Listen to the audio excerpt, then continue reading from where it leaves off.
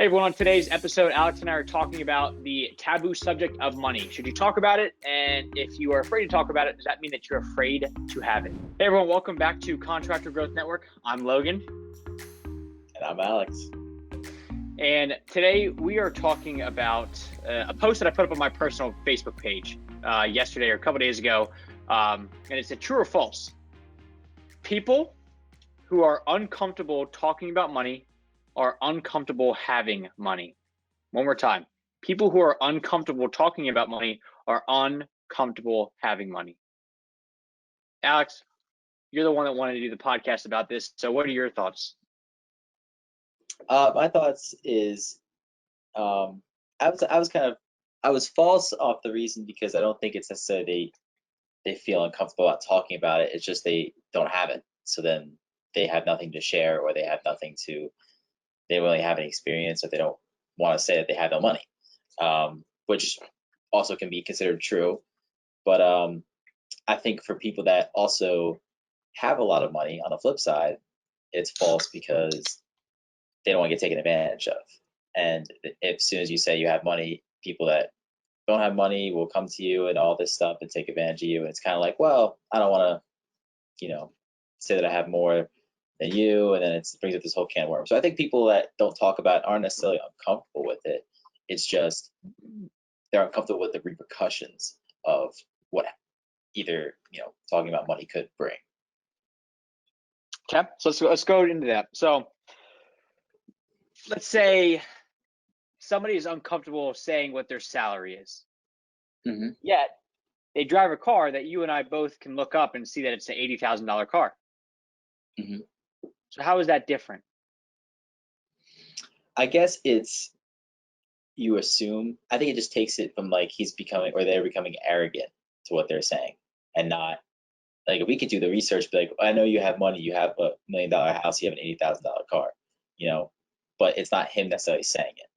So I guess it's more like stooping to that other person's level, if you will, like not saying, this guy's flaunting his wealth, this guy's rich, I can't hang out with him, but it's like, he's just a normal dude, or she, So if I tell you how much I make, is that different, I'm guessing, than if you ask me how much I make and I answer it, correct? Mm-hmm. Yeah. Okay. I think it's, yeah. So if somebody asks the other person and says, what are you making? And they're okay with talking about it, does that make them arrogant? No, I don't think so. I think it's all about how you present it.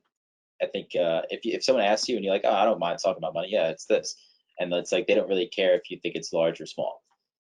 It's okay. So what if you ask somebody how much they make and they say, yeah, I'd rather just not say? Is that because I would think they're uncomfortable having the money, or is that because they don't want you to look at them differently, whether it's a higher number or a lower number? What would be the reason for that behind that? I could see it going both ways, but me personally, I would think it'd just be, I don't want to make that, I don't want them to judge me off that it's high or low. I'm not one of those people that is, secretive about money, but I could see how other people would be like, I don't want to talk about it because I'm embarrassed by it, or I don't want to embarrass you by it. Interesting. Okay. Now, with that being said, and this is what somebody posted in the group yesterday, or on the post yesterday, was it's only an issue when there's a discrepancy, like when one person makes significantly more than the other person. So do you agree with that, yes or no, Alex? Yeah, I would agree with that. Yeah, okay. 100%. Now, if one person makes 100 million and the other person makes $1 million, by all meaning and standards, they're both well off. Mm-hmm. But one makes 100 times more than the other. So does that principle still stay true? I don't think so. I think it's, they're both millionaires, so it's kind of like, oh, you can make a joke about it almost. So at what level? Because there's like science behind the fact that if you make anything over like 70 or 75,000, it's not like money is not directly proportional or related to your happiness. So at what point does that number, because you said they're both millionaires, but what if one made 800,000, the other one made 100 million? Is that a big difference because they haven't hit that M word yet? No, I think it's because there's still upper class, Yeah. different stages of it. I think it's got to be like the class system. I would even say, if it's upper to middle class, that's still, I think that's even fishy. Like, I think some people would, that's like 50-50 on if you would say it. But when you get to lower So, class, I doubt people would say it. because I think the 1% is like 400,000 is like what they make. Hmm. So that means that upper middle, I think upper middle class is like 50, 55 grand a year. I think Yeah, is like that's, technically upper middle class. So yeah. 55 grand to 100 million. I guess like, would you say once you hit that 1%, like once you make like a few 100,000, that's when it's okay to talk about it more so? Not that I think it's okay to talk about it. I think even upper middle class, you could talk about it. But I think if you hit that top 1%, I think your, your give a shit meter kind of goes out the window, and you're kind of like, I could talk about it. I have it. I'm not afraid. Um, you know, if someone seems like they're offended, they could get offended easily about it. Maybe I won't, Mhm. but maybe I will. I don't know. So, but I think if you're in that upper middle class, I think you're, well, I'm not gonna, you know, see this guy at the grocery store. He's driving a Maserati. I'm not gonna. But if he asks me how much I make, and I'll be like, not as much as you. Like that. That'll probably be the That'll probably be the comment. But yeah, I'm 50-50 about it. I think. What do you mean 50-50 about it? Like for me, I don't really care, but I think for like other people, if they think it's low and they get self-conscious about it, then they won't say it. But if they think it's high, or they think it's like, I think I'm doing well, and they say it and someone laughs in their face, that might deter them, be like, oh, okay, well, maybe I shouldn't say it to people that like that think that they're in that top 1%. Maybe I'll just say it to people in my own class.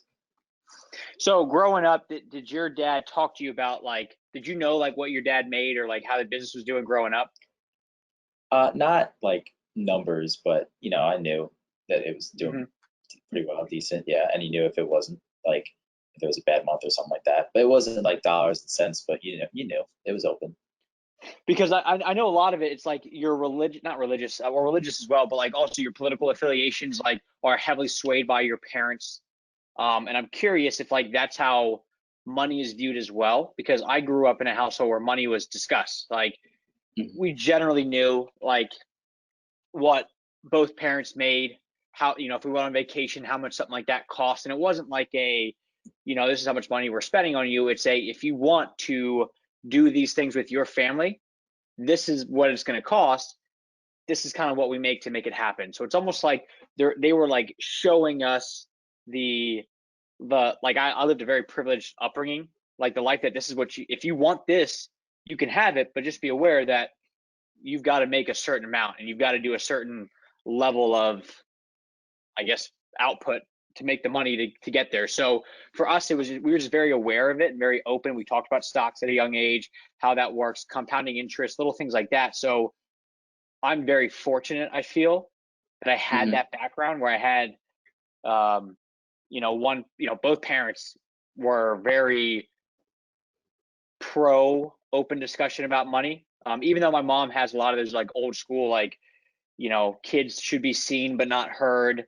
Um, like all those old school mannerisms, because that's what she grew up on. So she doesn't openly talk about money, but like with us as a family, like we all kind of knew. So I was fortunate, Mhm. but I also grew up from that household. So I'm open about talking with money, whether somebody makes, 20 grand a year or 20 million a year. Like it doesn't really, I don't look at somebody and judge them based on how much they make. And then I Yeah. guess for me, it's also different. Like when I talk to a business owner, like I need to know how much they're making for the marketing side of things. Mhm. So because if they're like a $5 million company, and I don't go, okay, well, what are you actually making? And behind the scenes, they're making, they're putting $20,000 into their pocket off 5 million. Then there's a bigger issue than marketing. It's not a marketing issue. There's something else going on. So I ask Yeah. those questions, but to me, I feel like I have to or I should because I want to help them make the best decision for them. So maybe that's also made me a little bit more open to talking about the idea of it with not just potential clients, but also like people that I interact with on a day-to-day basis.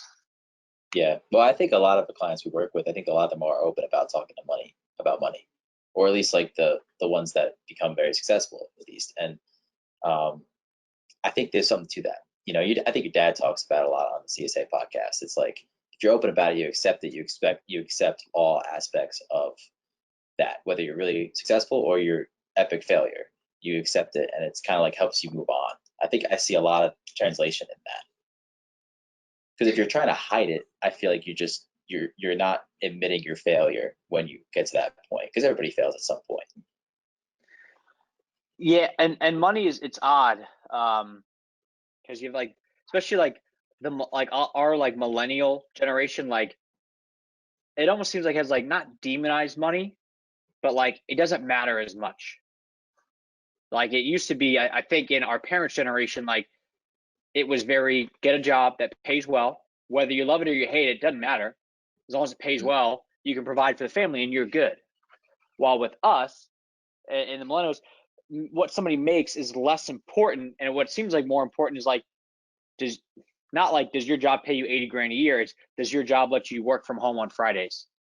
Like the prestige level of like where people work, to me it seems like it's less about the money side and more about like, do you have unlimited PTO? Do you get work from home? Do you guys get a dog stipend at work? Like random stuff like that, but like that is almost like how people's workplaces are it seems like are now judged.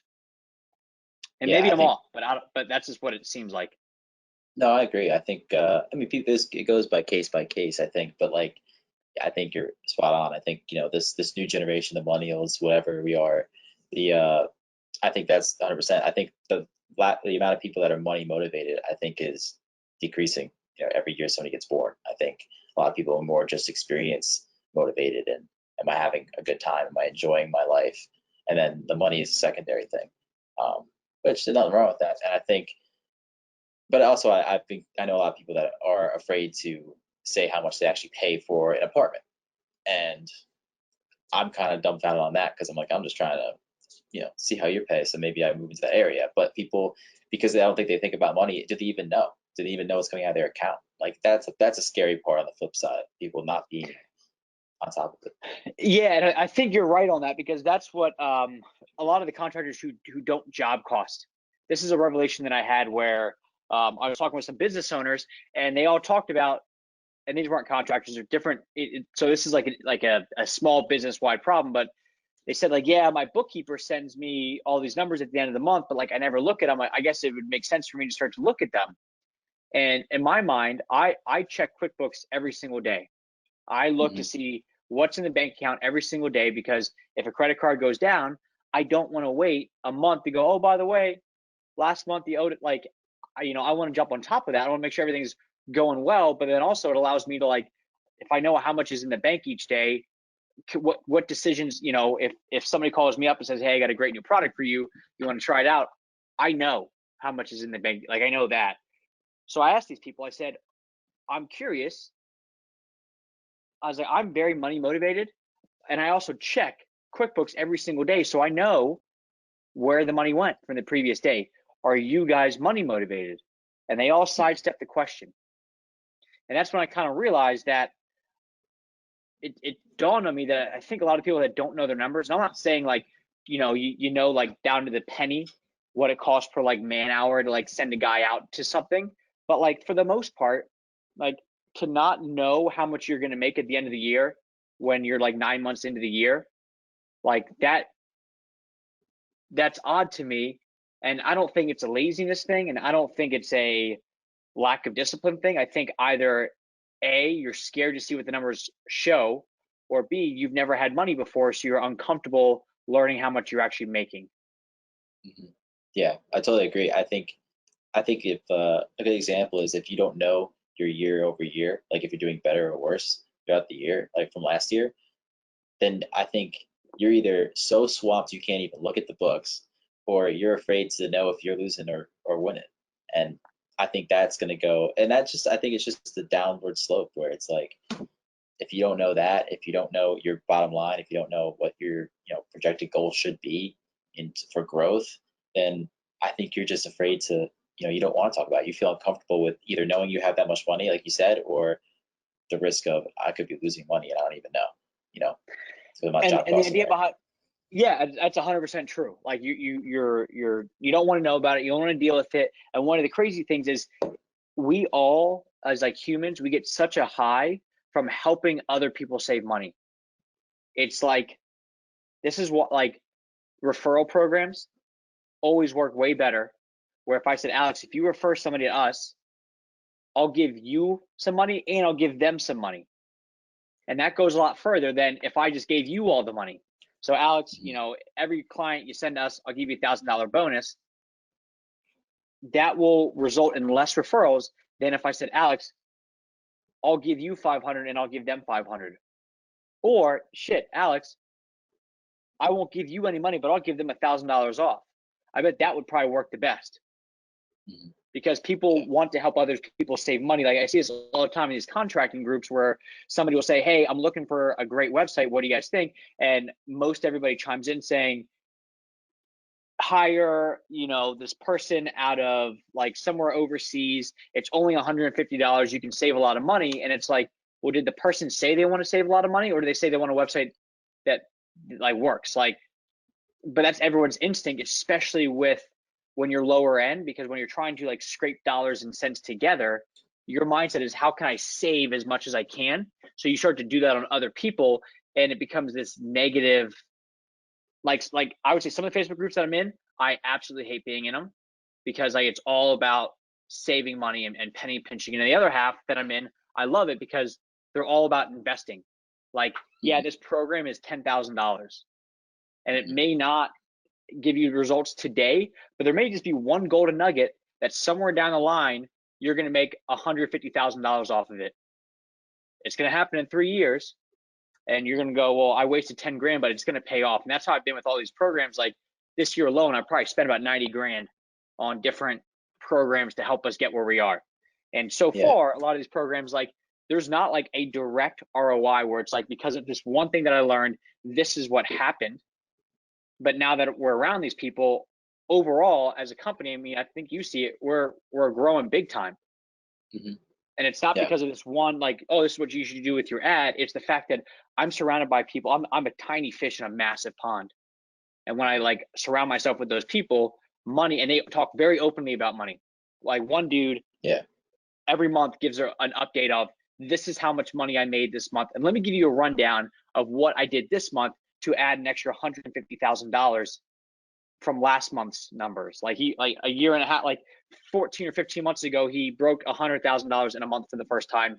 And then in July 2020, he hit 735,000. So in the span Wow. of 14 or 15 months, he went from $100,000 to seven, that's a $1.2 million operation a year to a $9 million operation a year in just over a year. Mhm. That's crazy. Yeah, I was gonna say, like, uh I think as a company, like, it's the old adage, we have to spend money to make money. I think, you've done that at CGN for this whole year, and turned out to be a good year for it because the pandemic. But I think we've grown by like at least 20%, if more than that, so uh just that alone, and that all comes from, you recognizing that, you know we have this opportunity to do it. And that's knowing your numbers, being comfortable with money, being around it. And I think it really holds people back because they don't want to know, and they just continue to their old habits. Yeah, we almost doubled our January number in June. So, and that was just a result of being around all this stuff. Yeah. It's we know, I know when it rains it pours, but it also is like when I got into like this complacency mode where we just stayed around like 65 grand a month in revenue, just over in like 3 or 4 months in a row, and I was like, I got to do something because I live very frugally in my personal life, and like like when you have enough money to like to live very easily, like then what's the big push or what's the big draw to step up to the next level? Hmm. Right? Because I'm not like, I know some people like they make another 50 grand this year, they in their salary or their job, they're then going to spend another 50 grand in their personal life. So it's like they Yeah. live at their means regardless of what their income is, and I don't do that. So like if let's say my income went up by 50 grand, my personal life might go up by like five because now I feel like, Yeah. okay, well maybe I could get a little bit of a bigger apartment, which is a few $100s a month more extra, and like that's my big win. Yeah. Yeah, But your lifestyle doesn't change if it does, since, yeah, yeah. it doesn't change that much. So for me, I'm like, well, like I'm stuck in this complacency mode because I'm doing enough to get by, not get by, but like to do well. Let me do Mhm. something differently, which is when I started to invest in these programs, and my whole mindset shifted all the way around, which is like, like let's just say like you make 250K in a year. Like 250K in a year is a lot of money, but you're Mhm. not going to change the world or the industry with 250K a year. That doesn't mean shit. Now 250K a month, Yeah. now you're starting to talk where you can actually start to invest in some things that will help out those around you and build wealth for your family. But 250K a year is going to be a nice start. But if you really, if most people actually want to accomplish the things that they say they want to accomplish, not what they believe they want to accomplish, because I think everybody talks a big game, but they don't actually believe it. Um, Yeah. then 250K a year is not going to do it. So you got to invest and do bigger things. But most people are afraid to take that leap, and they'd rather not lose 5 grand than invest 5 grand, hoping that it's going to turn into 50 grand. They're just so risk averse and loss averse that they won't even bother. Yeah. So I got a question for you. So you mentioned investing. How many people you know that don't really talk about money do you think they're actually in the stock market? Do you think it's more of a privacy thing, or do you think it's just they don't really know anything about it? Because I have an answer in my head about my circle, but I'm interested to see because you're a little older and probably have more friends that are invested. A lot of my friends are invested in some manner, but I'm also like the ones I'm thinking of. Like we also talk about money. Hmm. I can't Yeah. really think. I guess the people that I think of that like if I ask them about money, they shy away from it. Hmm.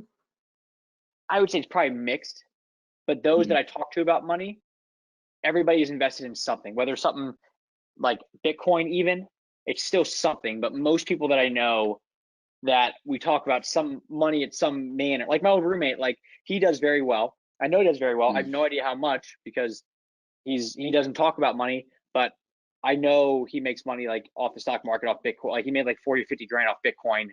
Oh, Yeah, like, but the only reason he told me that was because I had like pride out of him.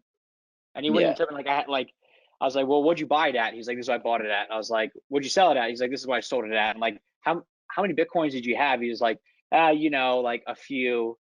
And I was like, so what is that? Like 50 grand? He's like, yeah, about that. So like it was still Yeah. very like I'm like, look, bro, it's a fact. Like just say it. Like it's okay. Yeah. I'm asking you about it. So I guess long story short, the people that are open about money with talking with me, all of them invest in the stock market or something that is supposed to generate wealth. And those that are very shy about it, I would say it's probably 50-50. Yeah. But I same thing with me. A lot of people that they're very open about it, not afraid to say anything. They're very open even about talking about it.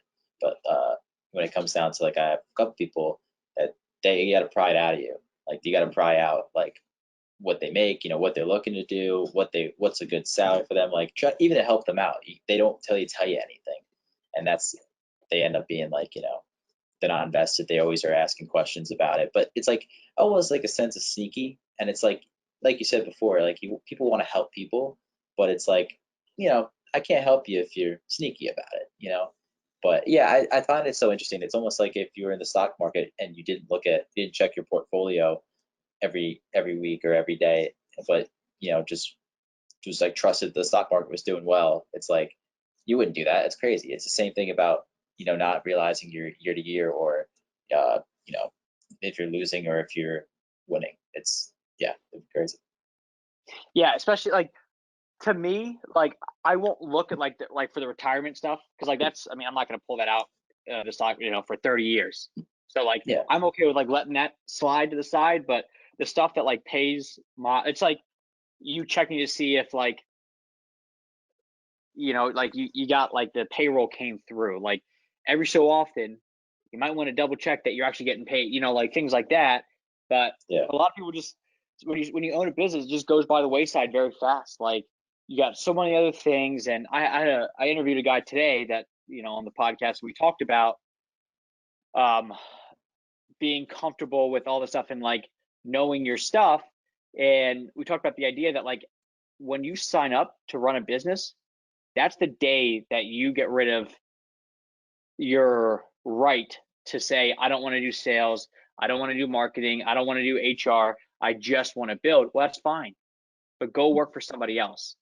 Because if you're not willing to invest in yourself, then that makes no sense. And like with contractors, like the number one most complained problem about themselves is they say, I procrastinate, which I personally don't understand. And because that was another thing that the Tommy guy brought up was like, you know, your reason why you started a business can't like, oh, I just don't work well for somebody else. Like that's not a reason. Like not being able to work for somebody else is different than being entrepreneurial. Yeah. Like there's a huge difference in that. And like it's the same thing with like being an entrepreneur versus being entrepreneurial. Like those are two very different things. Like being an entrepreneur means you physically own your own business. But being entrepreneurial means that you have the savvy and you understand how money works to grow a business. So it's like they derive from the same word, but they're two completely different things. And everybody says, where they say like, I'm an entrepreneur, that doesn't mean that you're entrepreneurial. That just means that you technically own a business. Yeah. So, and that's how I was like in the CSA when people get like their black belt. They're like, yeah, I got a black belt. Doesn't mean that you're any good at selling. It just means that you did 200 role plays. Like, good job. Or like in school, like you got an A in this class. That doesn't necessarily mean that you're super smart naturally. It just means that you figured out how to make the class work. You good at memorization. Yeah, exactly. Like the SAT, like you don't have to be brilliant to do on the SAT. You got to be able to sit there for 8 hours straight and know how to like kind of play the game a little bit, and know what to study. So that's the same thing, you know, with all this is that like just because you started a business doesn't mean that you're entrepreneurial. Because if the first thing that you do is, and I hear this from people that we built websites for, Logan, I don't want to do the marketing, I don't want to do this. And that's fine. You can outsource that stuff, but you at least got to know the basics of it, like how the fundamentals of it works. Because otherwise, this is why people, a lot of contractors, you know, spend a few $100s a month on SEO, and then after a year they get mad and they're like, because nothing works. It's like, well, do you know the basics of it? Like, if this is your biggest expense in your business and you have no idea just the fundamentals of how it works, isn't that kind of a bad deal? It's like me paying a bookkeeper or a CPA, but not even understanding what accounts payable versus accounts receivable are. Like, I don't need to know exactly everything, but like just from a basic money out, money in standpoint, like I should know that before hiring that out. And that's what a lot of people skip with the marketing stuff, is they don't even try. And then if they do hire a marketing company and it doesn't work, they get mad, but they're not mad that it doesn't work. They're mad because they don't understand why it doesn't work and they're too embarrassed to ask. So they just say, screw it, you're gone. Yeah. So No, it's kind of a tangent on the money thing, but yeah. Yeah, no. But to bring it back to the money thing, I actually have a question. So do you think being comfortable with talking about money is a very important characteristic to being entrepreneurial, not just an entrepreneur, but entrepreneurial, say that right? Yes, to me, it yes, you need to be, especially with other entrepreneurs, like other people that are in your space. Because if we're building a website for 9,800 and there's another website person down the road and they're building it for $980, like they're in the same space. Like I should probably know that. Like I want to talk to that person, figure out like, what are you doing differently? So like I'm big on numbers because I want to figure out like, because like numbers don't lie. Like that's the one thing that is nice. And that's like, I think why a lot of billionaires still want to make a lot of money, because at a certain point, like Jeff Bezos has, I mean, he's checked all the boxes. Yeah. But like your income and how big your company is, that's your scorecard. That's how you can like, that's how Bezos can go against Zuckerberg and go, okay, who's got the better company? And there's a bunch of metrics, but at the end of the day, like this money metric is one that like, it's pretty black and white. Like either you make more or you don't. So that's like the other side of it with being an entrepreneur, is like, you know, knowing like that's like your scorecard. But I think to be entrepreneurial, I think you have to be comfortable talking money, because otherwise you're going to try to do this whole thing alone. and you're never, it's not going to work out nearly as well, which is not something a true entrepreneur would do. Yeah, no, I totally agree. I think it's one of those, it's got to be up there. And I think this is turned into a plug for CSA, but the CSA group, I think that's one of the big things, just working with them, that I've learned, is that everyone's very open about money, and they have to be. If you're not, you don't succeed in the group. You have to be very open about it. Yeah. So, I mean, with you, like, how open are you with your friends with money? I'm pretty open. I'm very open. It's not like I flaunt it, like say, oh yeah, I got a big paycheck or a big bonus this week. But like, if they ask me a question, I'm not afraid to answer it honestly, and to the most dollar that I know. It's but I'm not out there flaunting it. You know what I mean? Yeah, because I know, like, with like corporate jobs, like, you're not supposed to talk about that. And even like back Yeah. at Indeed, it was odd. Like, you weren't supposed to talk about it, but we all knew each other's commission structures, and we all knew, like, there was literally a dashboard in front of you, like in front of you every single day at all times in the day. So you knew how much commission you made, or like how much your total revenue was in sales. So I knew, like, okay, if this is what it is and the commission's 15%, I can do the math. But it was still like, you didn't really bring it up. And I don't know if it's because you didn't bring it up because you kind of knew and it didn't need to be brought up, because it was literally like sitting in front of you every single day of the week, or not. But even still, like, it was one of those taboo subjects that, like, you just like didn't really talk about. And it was odd because in a sales role, like, that's really what most people are motivated by, is the money. Yeah, your commission is what you're motivated on. But yeah, I think it's an HR thing. But like, still, I mean, if you figure it out, HR is not going to get back to you, so they can't. It's not a violation if you figure it out. But Yeah, and a lot of times, like, when I talk about like what I've spent on like investing or like getting better, it's more so I'm trying to normalize it, both to myself but also to everybody else out there. Because, like, to some people, stroking a check for $3,000 is like the biggest business investment ever, and which is a great start. But like, if that's your litmus test of, man, this thing is more than $3,000, like, this is too much money, like, it's going to be tough to grow fast.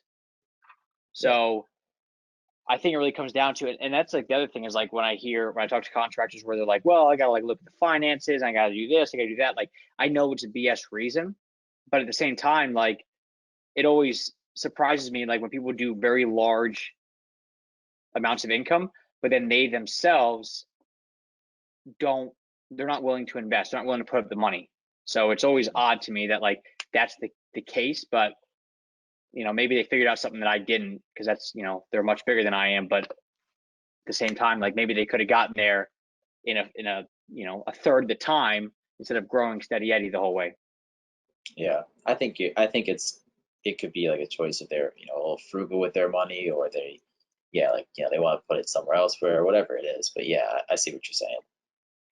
Well, it's like Graham Stephan. I mean, so Graham Stephan, for everybody listening, he's a YouTuber.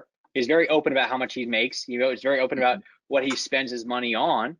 I mean, how do you think he stays motivated, Alex? Because he's worth like $6 or $7 million. He's 29 years old, and he effectively probably lives off 80 grand a year. So how do you think he stays motivated when we both know how much he makes? And also, do you judge him knowing how much he makes? No, no. Well, I mean, the basis of his YouTube channel is basically like, he's a lot of like saving money and like helping other people to just like find that kind of same avenues as he did, like buy a Tesla for $0 or whatever he bought. So I think he stays motivated in the health aspect. I think knowing that his money and his wealth is kind of his, I don't want to say advantage over everybody, but it's like that's his authority, that people trust him because he makes this much. You know what I mean? So if he continues to make that much money and more money, people will trust him more, and then ergo his channel grows and he makes more money. So I think that's what motivates him. But I do really think the help, because if you have a YouTube channel, you want to help people. That's what I look at it. So is it weird that, like, for us, I mean, like, our 3-year vision, which has our top line revenue, our bottom line revenue, is that weird for like me to put out there publicly? No, I don't think so. I think it's like a corporate company. I mean, if they're publicly traded, you basically know if they're doing well or not. But for like, I watch a lot of bar rescue, as you guys probably know by now, and the employees have no idea they're about to get shut down in a week.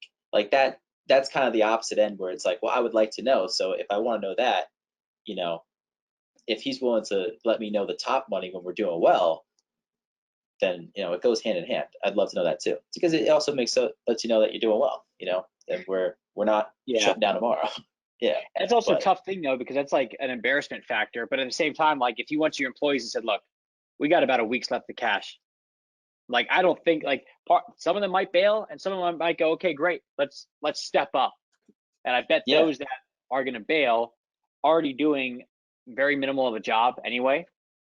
Mm-hmm. And those that are willing to step up are going to step up even more and probably could really help you out. So, yeah, it goes back to being comfortable about talking about money. You know, if you're comfortable about it, you'd be like, hey, I screwed up. I'm failing. Like, look for another job or step up. Help us out. And it's also, I know for me, it's also easier talking, like I'm okay talking money, but it's even easier talking about it with like other entrepreneurs, because it's kind of like that man in the arena quote, where it's like, you know, it's really the man, the person who's actually doing it, you know, who's like, I forget the exact quote, but it's like marred by dirt and dust and stuff. But long story short, it's like when you're in that zone and you're in that spot, like it's very easy for us to sit here and judge all their better throws that, you know, Brady could have made last year, but the only people that really understand what he's going through are the other quarterbacks in the league. So like, that's really what it comes down to. So like, that's why I look at it with like other entrepreneurs, where it's like, it's much easier talking about it because like we're both in the same spot in essence. Yeah, that's why alcoholics go to AA meetings with other alcoholics. Yep. You know, because you try to talk to them, you'd be like, I'll just drink in moderation. But yeah, just stop. Like, what do you mean you can't stop? Like, just chill. Yeah. Exactly. Yeah. Just stop when you want to throw up. Stop. So yeah, it's okay. Like, yeah, like it's not. Yeah. So, all right. Well, cool. Well, are we good on this money topic? I'm good. Yeah. I feel more confident. I'm gonna tell everybody how much I make now. Good. Just put that on your LinkedIn, and I'll endorse you for it. Oh, thanks, man. Yeah. All right. And just so you guys know, if you guys want to make more money, head over to contractorgrowthnetwork.com. We have some killer websites that are guaranteed. You heard that, guaranteed to actually make you more money. Contractorgrowthnetwork.com. See ya.